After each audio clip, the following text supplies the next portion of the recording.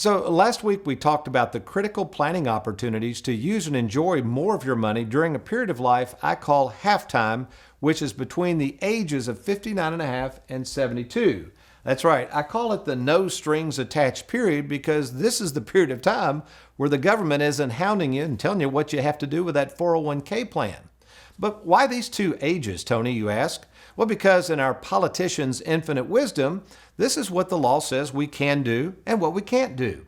You see, folks, the moment you realize that much of this money socked away in your 401k is really not yours and certainly not in your control, is the moment that you'll get up off that couch and do something about it.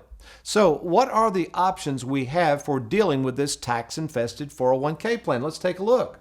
Well, our window of opportunities on this include, number one, certainly we can spend it. You know, I always say $1's worth more in your pocket and spent today than it is maybe out there risking it in the stock market and the fears of inflation and all the stuff that goes with that. So obviously we could spend some of that money now. Number two, we could give it. That's right, folks. You could take that money out of the 401k, pay the taxes now. Many of you are in a very low tax rate, and give that money away tax-free to those you love. Next, we could mailbox it. I love this one. You see, when you have mailbox money in place and you kick on that lifetime income, and many times that'll take advantage of the 401k, of the RMD, and we can even convert that into tax-free cash as well, which leads to our next point, and that is you can convert it. So let's focus on our topic today, which is this idea of what's called a Roth conversion. Well, best of all, there is no particular window that the government allows one to do a Roth conversion because unlike the RMD, which is based on age, the Roth conversion is not. So what is the best way to explain how a Roth conversion works and how it might possibly save you literally thousands of dollars in taxes now and also taxes that would have to be paid normally had you left that tax-infested thing to your kids? Well, what I'm going to use to explain this, and this is some pretty cool stuff, I call this the parking garage concept. So let's set the stage, and I talk about this in the book Live Well, Die Broke. Let's set the stage and imagine you go into a downtown area like Louisville, Kentucky, and for whatever reason, you've never seen a parking garage. You don't know how they work. You don't know how you're supposed to pay. You don't know how long you're supposed to stay in there.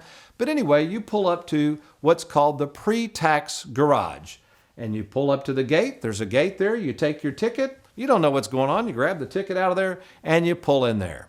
And I don't know, maybe you stay overnight a couple of nights in Louisville and do some shopping and whatever, and you finally go back to your car to get out, and you leave the parking garage, and you notice at the exit, there's a guy standing there, and he's going, well, that'll be $100. And you're like, $100?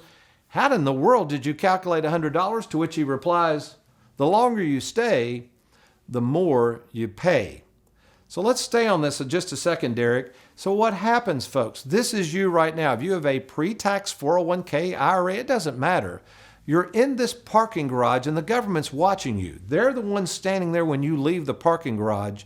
And believe me, the more money you have in there, the longer you wait to use it, the more in taxes you're going to have to pay. So what's a Roth conversion got to do with parking garages? Well, that wasn't a pleasant experience. So the guy opens the gate for you, you give him a $100 bill, and you drive off and you're thinking, man, last time I ever parked in one of those pre-tax parking garages.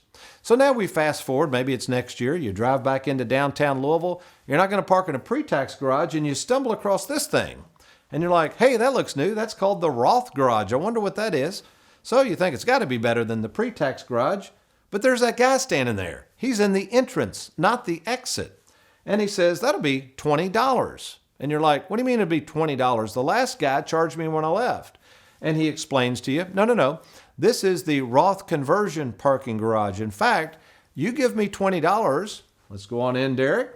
So he goes in there and pays the $20, stays a couple of days. Here's the good news. After 2 days, he exits the garage. No little man standing there. He leaves the garage and pays zilcho. They're saying, Tony, how did that work? Well, because he had already paid the tax up front.